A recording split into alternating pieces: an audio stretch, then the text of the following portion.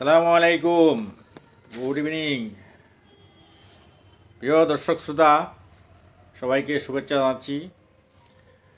আর শুভেচ্ছা বেশি জানাচ্ছি কলকাতা দাদাদের, কারণ আজকে নিউজে দেখলাম চীন অলরেডি লাদাখের কিছু অংশ তার দুইটা প্রদেশে দখলে নিয়েছে এবং ঘোষণা দিয়ে দিছে।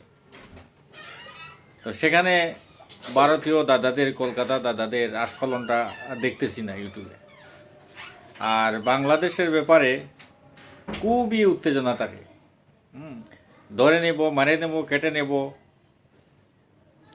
দখল করে ফেলব।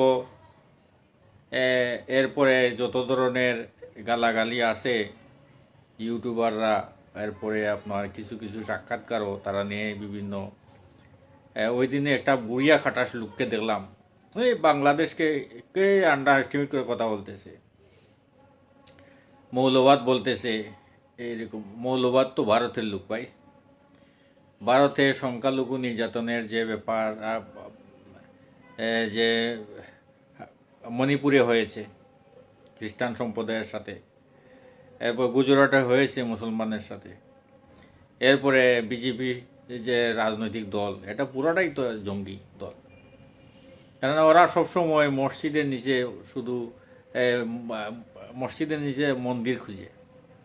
মসজিদের পৃথিবীর বহু দেশ আছে যারা মাটির নিচে স্বর্ণ, রৌপ্য এবং খনিজ পদার্থ খুঁজে, কিন্তু ভারতই একমাত্র দেশ। পুরা ভারতকে আমি দোষ দেবো না, শুধু বিজেপি সরকারকেই বলবো। এই নরেন্দ্র মোদীর দলটা শুধু এই মসজিদের নিচে শুধু মন্দির খুঁজে, বুঝছেন?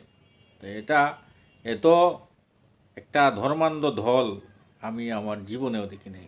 এরা আবার রাজনৈতিক গণতন্ত্রের কথা বলে, এরা আবার বাংলাদেশের সংখ্যালঘু নিয়ে কথা বলে। এদের মুখে এটা মানায় না, বুঝছেন? আর এই যে কলকাতার দাদারা, আপনারা এই যে বললেন বাংলাদেশ নিয়ে নেবেন, কলকাতা নিয়ে নেবেন, এরপরে আপনাদের দয়া আমরা চলি। এখন যে আপনাদের লাদাখ যে চায়না নিয়ে গেল, এখন আপনাদের এত সামরিক শক্তি কোথায় গেল? এত আপনাদের ইউটিউবারদের তো চায়না নিয়ে দুইটা কোথাও বলতে দেখি নাই। কেন ভয় লাগে? এখানে বেল নেই। বলবেন আরও 1 কিলোমিটার নিয়ে যাবে, কিছুই করতে পারবেন না। সীমান্তে পিটাইয়ে মারে, আর এই জাল আইসা এই বাংলাদেশ সীমান্তে মিটান আপনারা। দুর্বলের উপর যে চড়াও হয় সে কাপুরুষ। আপনারা কাপুরুষ, আপনাদের পৌরুষত্ব নিয়ে প্রশ্ন আছে। কারণ শক্তিশালী দেশের সাথে তো আপনারা কিছু করতে পারতেছেন না। লাদাখ অলরেডি দখলে নিয়ে নিছে, কিন্তু আপনারা তো এটা পুনরুদ্ধ করতে পারেন না। বাংলাদেশের ব্যাপারে আইসা দেখা গেছে আমরা তো আপনাদের চাল, পেঁয়াজ এগুলো পয়সা দিয়ে আনি, আমরা তো বিনা পয়সায় আনি না। তো এরপরেও বলেন আপনারা এগুলো আমাদের খেয়ে বাঁচেন, পরে বাঁচেন, এই সমস্ত কথা বলেন। তো আজকে এই যে মহিক রঞ্জন ঘোষ, এই যে আরও কয়েকজন ইউটিউবার আছে, সবার নাম মনেও থাকে না, ওদেরকে উদ্দেশ্য করে আজকে বলা আর কি, শুধুমাত্র আপনাদের এই ইউটিউব দেখে দেখে, আপনাদের নির্যাতনের জ্বালায়, আপনাদের এই অশ্রাব্য ভাষায় বাংলাদেশকে আন্ডার এস্টিমেট করায় শুধুমাত্র একটা ইউটিউব চ্যানেল খুলছি, যেটা দিয়ে শুধু আপনাদের প্রতিবাদ জানানো হবে।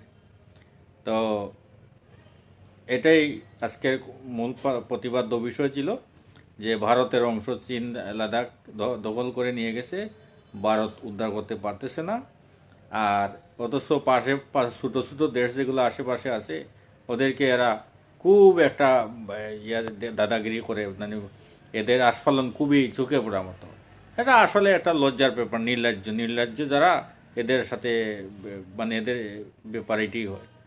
তো আশায় রইলাম, আশা করি ভারতের কোনো টিভি চ্যানেল থেকে ভালো কোনো খবর শুনতে পারবো। ততক্ষণ ভালো থাকেন সবাই। শুভরাত্রি।